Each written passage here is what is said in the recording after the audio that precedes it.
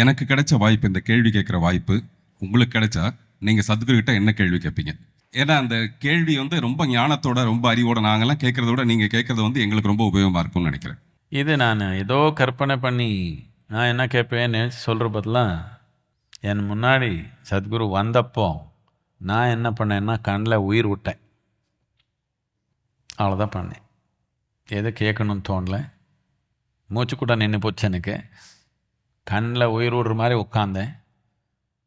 அவருக்கு கண்ணில் உயிர் விட்டுடுவானோன்ற பயத்துலேயோ என்னமோ சரி போடான்னு குச்சியில் தொட்டாங்க. நான் அவ்வளோதான் பண்ணுவேன். அவ்வளோதான் பண்ணணும். நீங்கள் கூட சத்குருன்னு பார்த்தீங்கன்னா கண்ணில் உயிர் விடணும், உயிரை வெளியே வந்துடணும் கண்ணிலேருந்து.